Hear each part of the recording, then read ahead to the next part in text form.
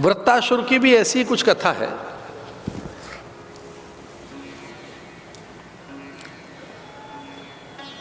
हमारे चित्त में 5 वृत्तियां हैं और जब वो वृत्तियां थम जाती हैं तभी समाधि घटित होती है। चित्त की वृत्तियों का निरोध ही समाधि है। तो जो क्षिप्त विक्षिप्त मूढ़ आदि वृत्तियां हैं, इनसे ऊपर उठकर हमको एकाग्र होना चाहिए। मनुष्य की उत्तम कोटि की अवस्था कौन सी है? हम लोगों की सबसे अच्छी अवस्था कौन सी है? उसको कहते हैं एकाग्रता।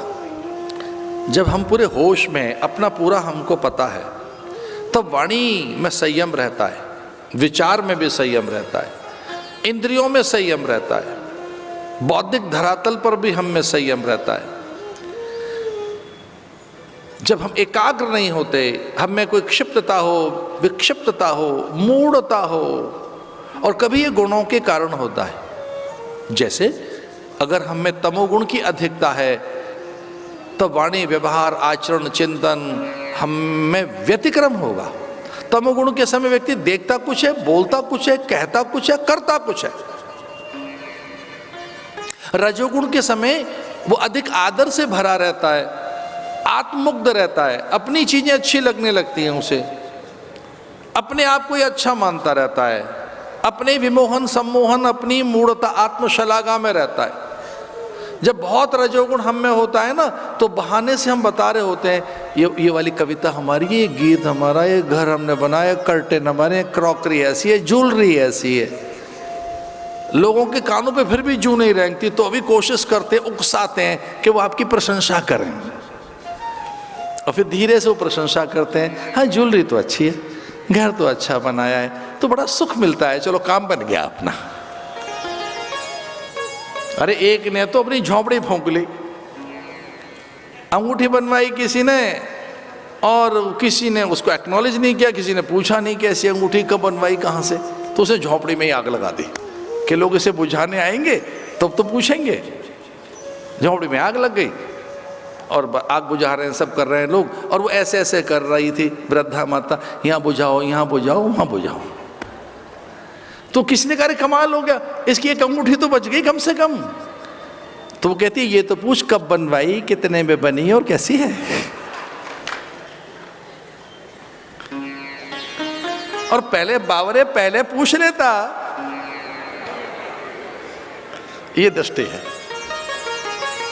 जब रजोगुण की प्रचंडता होती है तब क्या होता है हमें जानते हो? आत्मशलाघा, आत्ममुग्धता, आत्मरमणता, और इसको शास्त्रों में आत्मविडंबना कहा गया है।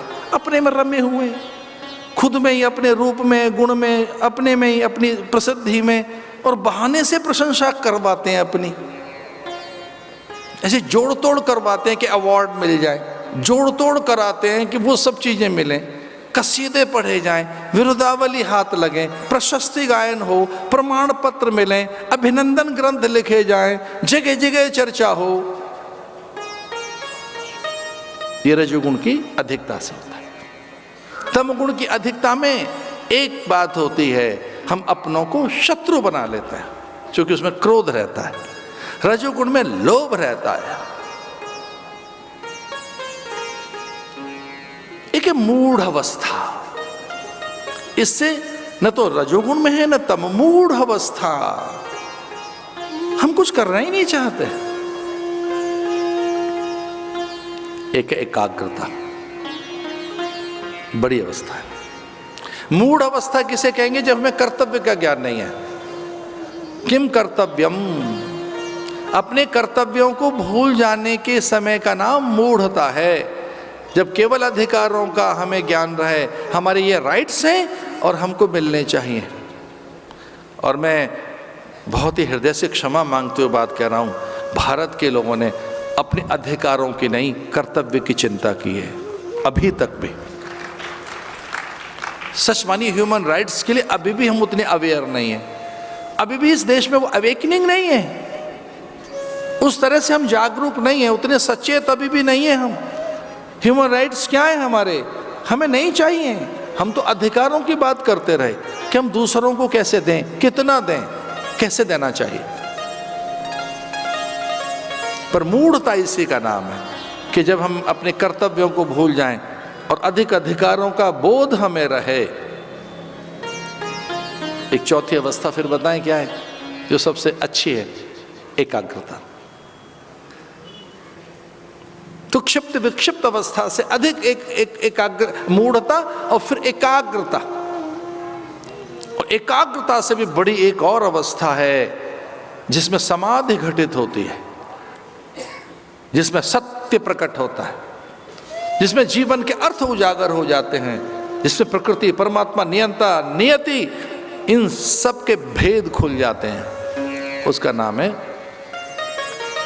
निरुद्धावस्था अथवा तुरीयावस्था, अथवा वो अवस्था इसमें निर्विकल्प समाधि जग गई। सवितर्क निर्वितर्क, निर्विकल्प सविकल्प, निर्बीज सबीज समाधि भेद खोल देते हैं। निर्विकल्प समाधि, एक निर्बीज समाधि, एक निर्विचार अवस्था, एक निर्वितर्क अवस्था। इसके लिए धीरे से किसी ने कहा कि ये पुरुषार्थ से संभव तो है, पर इसमें भगवान की भी कृपा चाहिए, इसमें गुरु का भी बड़ा अनुग्रह चाहिए, उसकी अनुग्रह के बिना नहीं होगी। क्योंकि इसमें साधन करना होगा, विनयी बनना पड़ेगा, इंद्रियों को साधना होगा, एक क्रमानुसार जीवन जीना होगा। ये मुफ्त में तो नहीं मिलेगी। निर्विचार अवस्था, निर्विकल्प अवस्था, निर्वितर्क अवस्था, निर्बीज अवस्था, ये आनंद की अवस्था, और इसी में आनंद प्रकट होता है, और वो हमारी खुद की चीज है, वो वस्तु से नहीं मिलेगी। वस्तु से हम सुखी होते हैं और उसके न रहने पर दुखी होते हैं। हम वस्तु के आ जाने पर, पदार्थ के आ जाने पर सुखी होते हैं, उसके न रहने पर हम दुखी होते हैं। और मन का यही धंधा है, अनुकूलताओं का संचय, प्रतिकूलताओं का परिहार। अनुकूलताएं, हमें बहुत मन को जो जो अच्छा चाहिए उसमें सुखी होना चाहता है, जो नहीं अच्छा लगता उसमें दुखी हो जाता है। वृत्तासुर की कथा सुना रहे थे आपको, सुखानुसायी राग, दुखानुसायी द्वेष।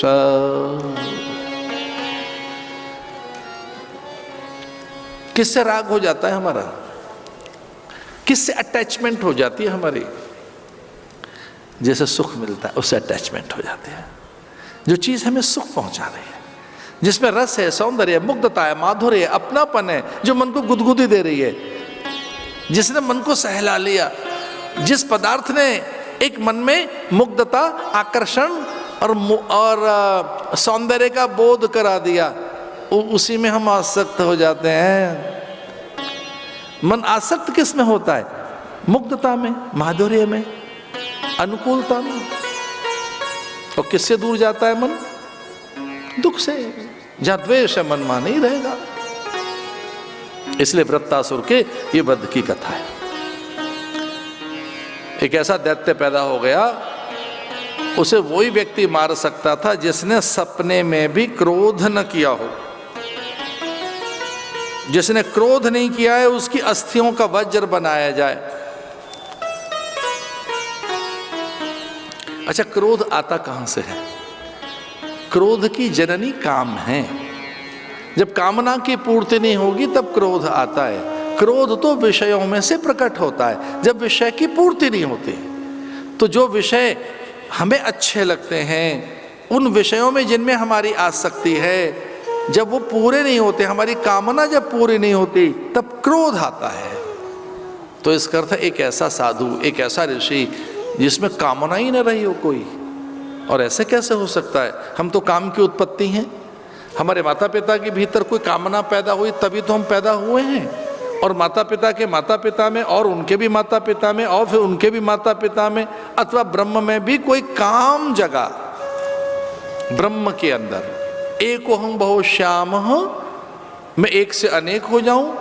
ब्रह्मा में भी कामना जगी है। तो कामना शून्य तो ब्रह्मा भी नहीं है, कामना शून्य तो विष्णु भी नहीं है, काम शून्य तो वो भी नहीं है। तो सो जिसमें काम ही नहीं है, जो ऐसी समाधि में रहता है, निर्विकल्प समाधि में।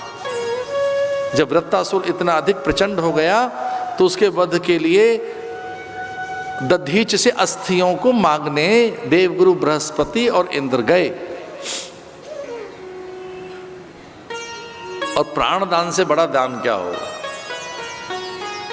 और वो क्षण बड़े आनंदकारी होते हैं जब आप दान कर रहे होते हैं, सेवा कर रहे होते हैं, दूसरे की सहायता कर रहे होते हैं। वे क्षण तो और भी रोमांचक होते हैं, आह्लादकारी होते हैं, जब आप बिना बताए चुपके से कर रहे हैं, कानों कान नहीं पता लग रहा। और अगर आपको बहुत ही आह्लादकारी रस में और ब्रह्म रस में डूबना है तो एक और बात है कि आपने किसी की सहायता की, आपके कारण कोई उच्चस्थ हो गया, शिखरस्थ हो गया, मान्य बन गया, लोकप्रिय हो गया, और कानों कान उसे पता न लगने दें कि ऊंचाइयां हमारी वजह से हैं।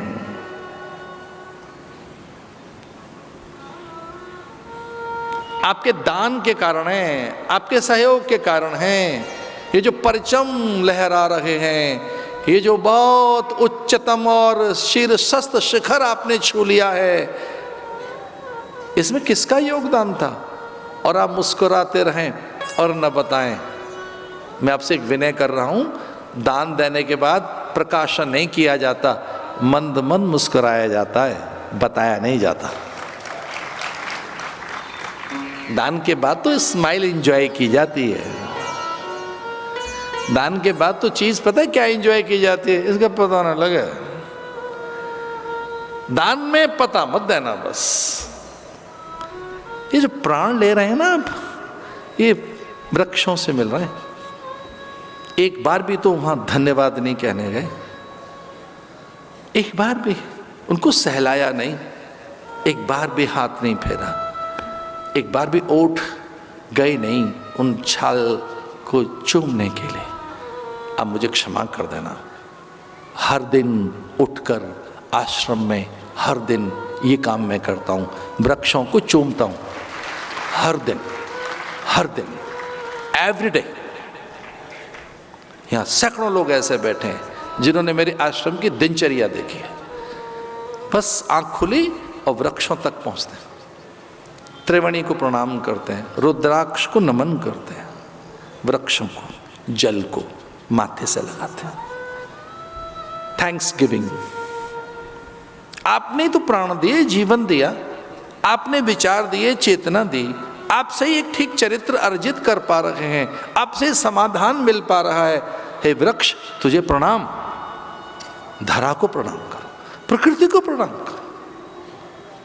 आपको एक अनजाना सुख लेना है, एक बड़ा सुख लेना है। बड़ा सुख ये है कि आप किसी की दरिद्रता का भंजन करें, किसी की विकलता और किसी की असहाय अवस्था छीन लें और उसे कानों कान पता न लगे, तो वो एक बड़ा आनंद है। उससे बड़ा कोई आनंद नहीं हो सकता। जीवन के दो चरम छू के देखते हैं। आइए जीवन की दो अतियों को छू के देखें, कुछ देर के लिए एक्सट्रीमिस्ट हो जाएं। आओ कुछ पल के लिए अतिवादी बनते हैं, एक एक्सट्रीम तक पहुंचते हैं, एक हद पार करते हुए दो हद छूते हैं। आओ चलो आज एक्सट्रीमली एक अतिवादी बनते हुए एक हद छू के देखते हैं। चलिए, जानते हो वो कौन सी है? हम उस पाप को याद करके देखें जिसका किसी को नहीं पता लगा।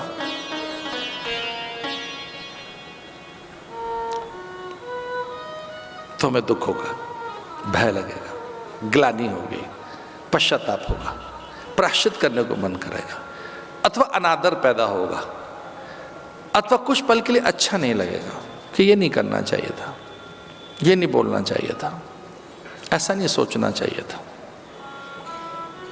चलो हम अति की बात करते हैं। एक अति ये है कि हमने कोई जो पाप किया हो उसका स्मरण करके देखिए, थोड़े असहज हो जाओगे। और वो पाप जो प्रकाशित नहीं हुआ, किसी को पता नहीं लगा, जो आपको ही पता है, उसे ग्लानि होगी। आपको ग्लानि नहीं भी होगी तो अनादर अनुभव करोगे, और अनादर भी अनुभव नहीं करोगे तो ऐसा लगेगा ये अच्छा तो नहीं किया। चलिए एक दूसरी अति में चलते हैं। आपने कोई ऐसा शुभ कर्म किया हो जिसका किसी को न पता लगा हो, किसी की दरिद्रता छीनी हो आपने, किसी के प्राण बचाए हो आपने, किसी के अवगुण ढक दिए हो आपने, किसी के दोष आपको पता है और आपने उन्हें उजागर नहीं किया, किसी के पाप का पूरा पता है आपको और आप व्रत लिए बैठे हैं कि इसके पाप का प्रकाशन हम नहीं करेंगे, उसकी स्मृति आते ही आपको अच्छा लगता है ना। आपने किसी की सहायता की है, आपने दान दिया है, सेवा की है, त्याग किया है, किसी के सहायक बने हैं, अगर आपको ये जिस दिन भी स्मृति आती है, जिस पल भी आपको अच्छा लगता है ना, तो इसे कहते हैं पुण्य। और पुण्य का प्रकाशन यश है, पुण्य का फल ही संपदा ऐश्वर्य है, पुण्य का फल ही सत्संग है, पुण्य का फल ही सर्वाधिक और सर्वथा अनुकूलताएं हैं।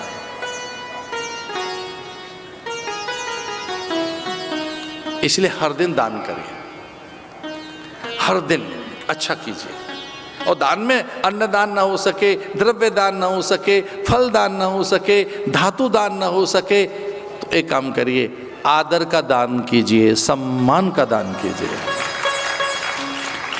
लोगों को आदर दो, वस्तुओं को सम्मानित करो,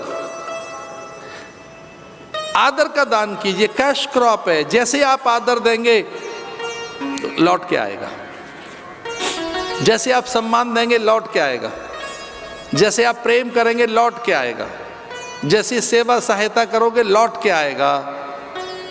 करके देखिए। दधीच ने अस्थियां दान कर दी अपनी। अहिंसा प्रतिष्ठायाम तत्सन्निधौ वैर त्याग। सिंह के सामने गए, सिंह उनका कुछ बिगाड़ नहीं पाया, हाथ चूम रहा है, पैर चाट रहा है। देवगुरु बृहस्पति और इंद्र ने कहा कि हे देव, आप की अस्थियां हमें चाहिए और ये सिंह आपको अपना आहार नहीं बना रहा है। देवगुरु बृहस्पति ने कहा कि इनमें इतनी अहिंसा है, इन्होंने स्वप्न में भी किसी का अहित नहीं किया है, इसलिए पशु पंछी विषाक्त विषैली वनस्पतियां भी इनका आदर करती हैं। तो गुड़ लपेट के चले गए, पतला पतला गुड़। शेर उन्हें चाटने लगा। शेर की जिह्वा पर रुक्षता, तीक्ष्णता, उनकी त्वचा छिलने लगी। जब त्वचा छिलने लगी तो रक्त भी बहने लगा। शेर रक्त पीने लगा, मांस चाटने लगा, मांस खाने लगा। आप कल्पना कर सकते हैं, किसी ने ऐसे अपने प्राण दिए। रक्त बह रहा है, वो मांस खा रहा है, अस्थियां रह गईं। ब्रह्म नदी में उनका स्नान कराया, उन अस्थियों से ही वृत्तासुर का वध हुआ। उन्हीं अस्थियों से वो धनुष बना जिसे केवल सीता उठा पाती थी और कोई नहीं। और जिसने व्रत लिया उनके पिता ने कि इस धनुष को जो उठाएगा उसी से सीता का विवाह होगा, तो दधीच की अस्थियों से बना हुआ धनुष था जो राम ने जिसका भंजन किया। इतनी सामर्थ्य थी।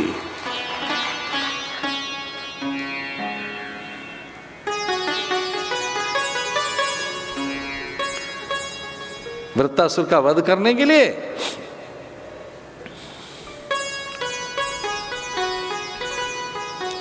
जब दधीच की अस्थियां ले जाई गई, वृत्तासुर की वृत्तियां ही बदल गईं। मनोवृत्तियां बदल गईं। प्राय कुछ लोगों में याचना वृत्ति रहती है, दैन्य वृत्ति रहती है, हताशा नैराश्य रहता है अज्ञानता के कारण, अविवेक अविचार के कारण। जिनके पास आध्यात्मिक अभ्यास नहीं है, जिनके पास में सकारात्मक विचारों का अभाव है, जिनके पास शास्त्र की चर्या नहीं है, संत सन्निधि जिन्हें नहीं मिली, अथवा जिन्होंने आत्मविकास के लिए वैचारिक साधन नहीं किया है, जो ग्रंथ के आश्रय में नहीं गए अथवा आत्मविचार नहीं किया है, उनकी वृत्तियों में बड़ा मालिन्य रहता है, नैराश्य रहता है, हताशा रहती है, दैन्य रहता है। निरंतर कामनाओं की पूर्ति के लिए, विषय भोग की सिद्धि पूर्ति के लिए अथवा पदार्थों को सच मानने वाला मन कुंठित और कुंद कुंद रहता है, थका रहता है। लेकिन जिस मन में कहीं कोई काम नहीं, ऐसे उस मन ने दधीच ने अस्थियों का दान कर दिया, तो पारमार्थिक स्वर, वो परोपकार की भावना उसके मन तक भी पहुंचे। ऐसे वृत्तासुर ने अंतिम समय में भगवान की प्रार्थना की। वृत्तासुर ने बिल्कुल अंतिम काल में प्रभु के गीत गाए हैं और उनसे कहा है कुछ चाहिए नहीं, तेरा विरह चाहिए और कुछ नहीं, तेरी याद चाहिए। समंजसत्वा विरही एकांक्षे, अरे ठाकुर अब तो तेरा विरह चाहिए, तेरे मिल जाने में वो सुख नहीं है जो तेरी याद में सुख है, तेरी जो प्रतीक्षा में सुख है। बहुत दिन से कोई गीत नहीं गाया है, कुंभ से लौट कर आए 8 महीने हो गए। इस प्रसंग का एक गीत सुनकर आगे चलेंगे अगले प्रसंग में। 8 महीने हो गए, भागवत का पहला गीत गाते हैं। आइए किस ढंग की प्रार्थना की वृत्तासुर ने।